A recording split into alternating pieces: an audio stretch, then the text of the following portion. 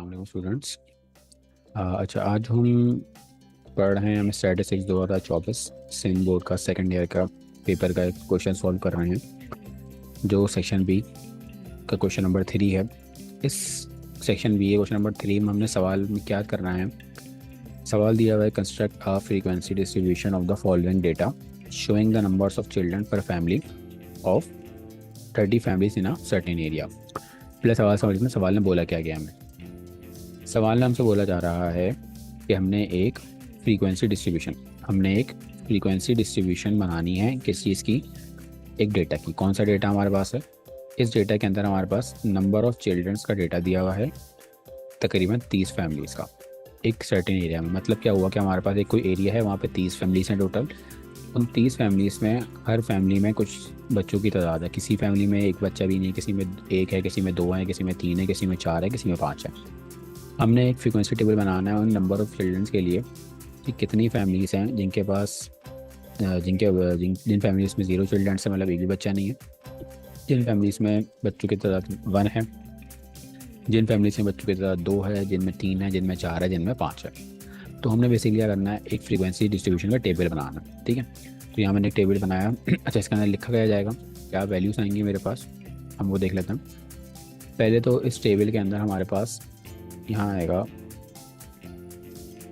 Number of child's, यहाँ आएंगे हमारे पास टेली मार्क्स,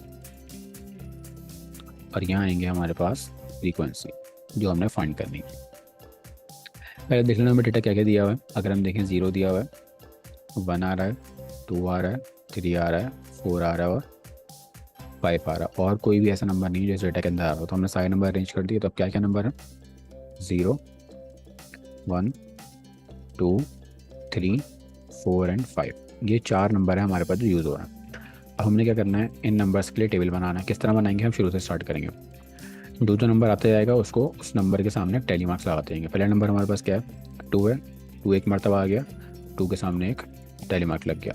दूसरा नंबर क्या है, 4 है, 4 एक मरतबा आ गया, 4 के सामने एक टेली मार्क लग गया। तीसरा नंबर 0 है, 0 एक मरतबा आ गया, 0 के आगे टेली मार्क लग गया।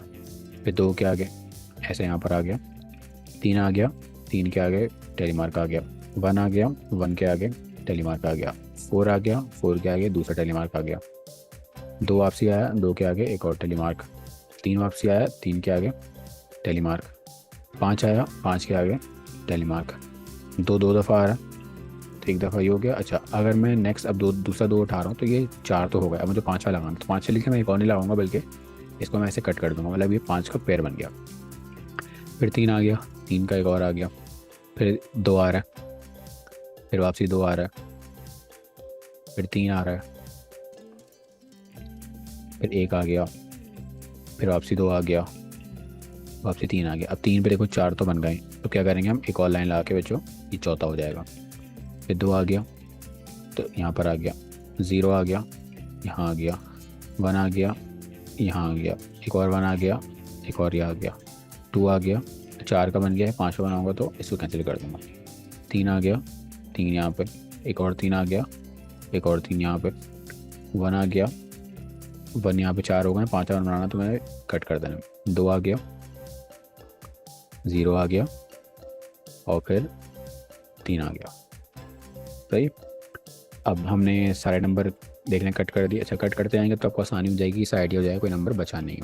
सही, अब टेरी मार्क्स के बाद हमने फ्रीक्वेंसी लिखनी है। फ्रीक्वेंसी बेसिकली क्या है कि यहाँ पे कितने टेरी मार्क्स लगाएं। अगर हम 0 पे देखें 3 है, तो फ्रीक्वेंसी 0 की कितनी है, 3 हो गई। यहाँ 1 कितना है, 1 2 3 4, हमने पेयर बना। अच्छा, 4 के बाद हमने कट लगाया था, इसका मतलब ये 5 हो गया। तो हम डायरेक्ट यहाँ पे 5 के गिनने की ज़रूरत नहीं है। तो ये 5 और एक ये 11 होगा, 5 5 10 और एक 11, 5 और 3 8, यहाँ पे 2 और यहाँ पे 1। इसका मतलब ये हुआ कि हमारे पास टोटल 3 फैमिलीज ऐसी हैं, या इसको इस तरह नहीं, इस तरह लिखते हैं, इसको हम इस तरह लिखते हैं। 0 चिल्ड्रन के लिए कितनी फैमिलीज हैं हमारे पास, 3 फैमिलीज, क्योंकि फ्रीक्वेंसी क्या थी, 3 आ रही है। ऐसी फैमिली जिनके पास एक चिल्ड्रन है तो कितना हो गई, 5 फैमिलीज। ऐसी इनके बाद 2 बच्चे हैं, कितनी हो गई 11 फैमिलीज ऐसे हैं इनकी इनके अंदर 2 बच्चे हैं। उसके बाद तीन तीन बच्चे के तकरीबन 8 फैमिलीज ऐसी हैं इनके पास जिनके यहाँ 3 बच्चे हैं। 2 फैमिलीज ऐसी हैं जिनके पास 4 बच्चे हैं और एक फैमिली ऐसी है जिसके पास सिर्फ 5 चिल्ड्रंस हैं। तो हमारे पास बेसिकली हमें करना क्या था, हमें इसके अंदर एक फ्रीक्वेंसी डिस्ट्रीब्यूशन का टेबल बनाना। फ्रीक्वेंसी डिस्ट्रीब्यूशन क्या होती है, हमारे पास जो भी नंबर्स ये वो होते हैं इनकी फ्रीक्वेंसी बतानी। फ्रीक्वेंसी मतलब ये नंबर कितनी मरतबा रिपीट हो रहा है। फ्रीक्वेंसी बेसिकली फ्रीक्वेंसी का मतलब यही है। 0 कितनी मरतबा रिपीट हो रहा है 3 मरतबा, 1 5 मरतबा, 2 11 मरतबा, 3 8 मरतबा, 4 2 मरतबा, 5 1 मरतबा। तो इस तरह हमने एक टेबल बना लिया। तो अगर इस पेपर में सवाल सॉल्व करने के लिए आएगा तो आपने इस तरीके से जो है एक टेबल बनाना होगा। यहाँ पे जो भी डेटा दिया जाता है, यहाँ पे नंबर ऑफ चाइल्ड्स की बात की गई है, वहाँ हो सकता है कुछ और चीज़ की बात की जाए, तो वो ये नंबर यहाँ पर आ जाएगा।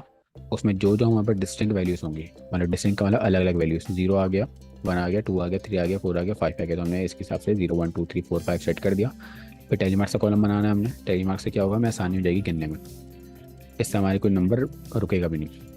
हमने बारी बारी पहला नंबर लिया, पहले टैली मार्क काट दिया, दूसरा नंबर लिया, दूसरा टैली मार्क कट कर दिया, तीसरा नंबर लिया, तीसरा टैली मार्क कट कर दिया, ऐसा करके बारी बारी बनाना है। और फ्रीक्वेंसी में ये लिख देना है कि इस टैली मतलब फ्रीक्वेंसी क्या बता रही है कि 0 3 मरतबा आ रहा है, 1 5 मरतबा आ रहा है, 2 11 मरतबा, 3 8 मरतबा, 4 2 मरतबा और 5 1 मरतबा। तो उम्मीद है समझ आ गया कोई वाला क्वेश्चन।